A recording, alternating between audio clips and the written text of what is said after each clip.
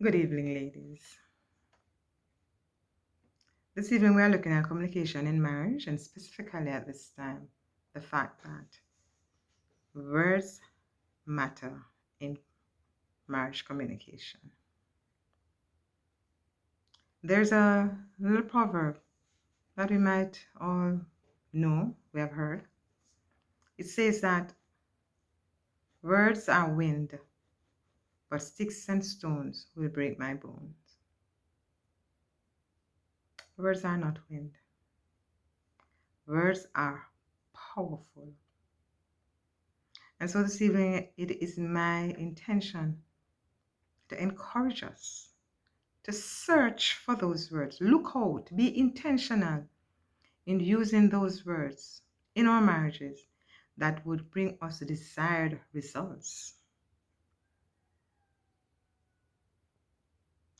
Words that would create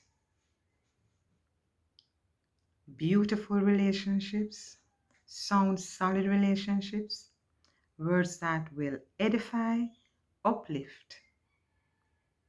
In short, words that gives life. Let's search for them to use in our marriages. In Proverbs 18 and verse 21, it says, "The tongue has the power of life and death, and those who love it will eat its fruit." You see, son, it's impossible for us to speak without our tongue, right? And so it is really saying that our words, the things we say, they have the power of life and death. We decide what fruits we will eat of, will partake of in our marriages. When we communicate and speak with our husbands, as wives, we should be mindful to use words that are affirming, words that builds them up, words that speaks to their character, words that encourages and edifies them. Words that give life, words that dictates the type of marriage I want, type of marriage you want. We should be mindful also that our words convey respect. In Ephesians chapter 5, where as wives we are implored to respect our husbands as they are implored to love us. And so our words should convey that level of respect that we have for our husband. Do not call him out of his name. Do not describe him in terms that, if you should hear them back, you would be ashamed to think that you actually said that. Let us be mindful how we speak to and about our husbands. But as much as it is important that we watch the words we say, it is also very important that we check the tones we use to convey those words. Because sometimes you might say, but I didn't say anything bad. I didn't use a degrading, negative word. But the tone is full of sarcasm, is full of hate, is full of anger. The tone, those tones can turn the nicest word into a negative because the emotions behind it. And so this evening, I just want us to remember that. Check our tone, check the attitude behind our word. Check our body posture, how we stand when we are speaking to our husbands. Just check it, because those things will help to bring out and convey the message that we really want our husband to receive.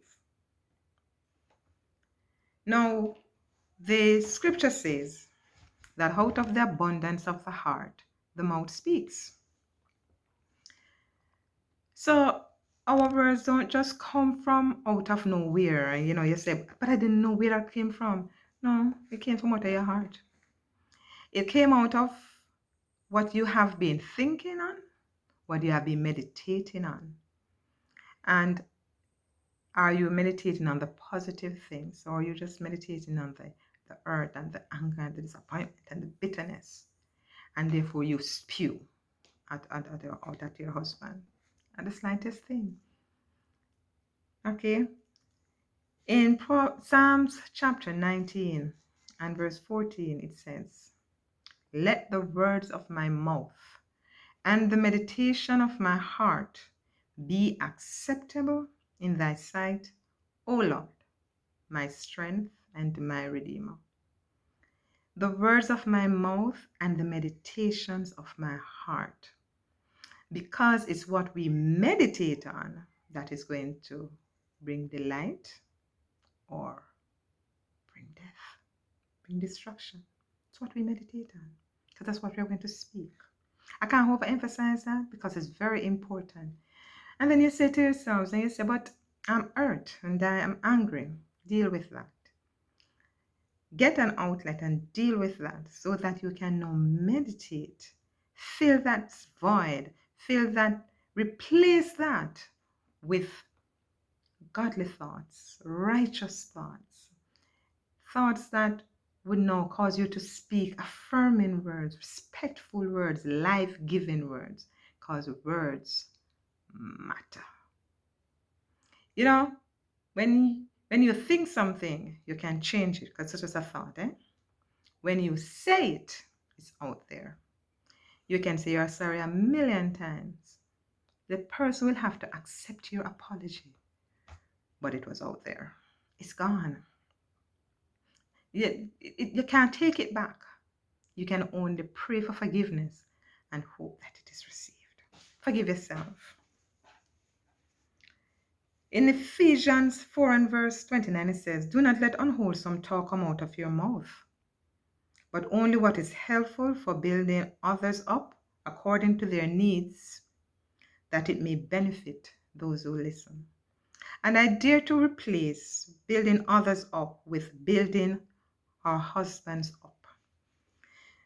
Let only what is helpful to build our husbands up come out of our mouth, not the unwholesome talks, not the anger, not the bitterness, not the calling him out of his name, not the disrespect, not the demeaning, not the tearing down, the emasculating. No, don't let that come out of our mouth, because that's not what we want. And remember, we get the fruit based on the words we choose to use.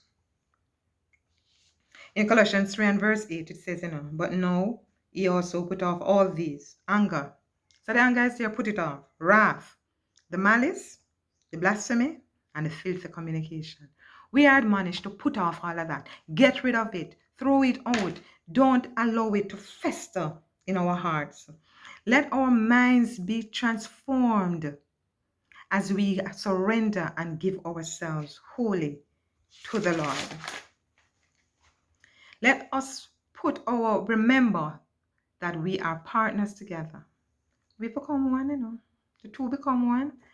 And how we describe our husbands, how we tear them down, how we destroy them with our words, will speak to the marriage we will live in. And so this evening, I just want to use this opportunity to speak to the wives who are listening and to say that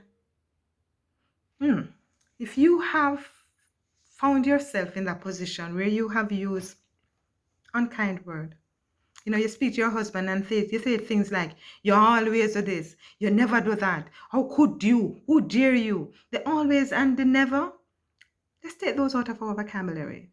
Our husband don't always do the bad things or the negative things or the unkind things. He never, always. Let us replace those with kind words, describing how we feel, not generalizing. In this moment, that made me feel this way. But speak with respect. In this moment, babes, when you did this, this is how I felt.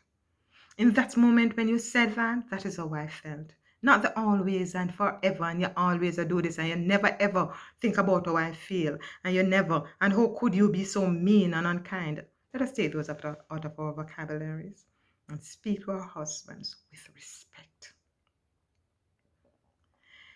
And so, as we put off anger, and as we put off wrath, and as we put off filthy communication from out of our mouth, according to Colossians, let us this evening turn the searchlight inward, look inside, and say, Lord, those times that I have done those things, when I speak with my husband with disrespect, when I speak words that would create death in my marriage, when I have spoken words that would destroy not only my husband, but my children, this evening I ask for your forgiveness.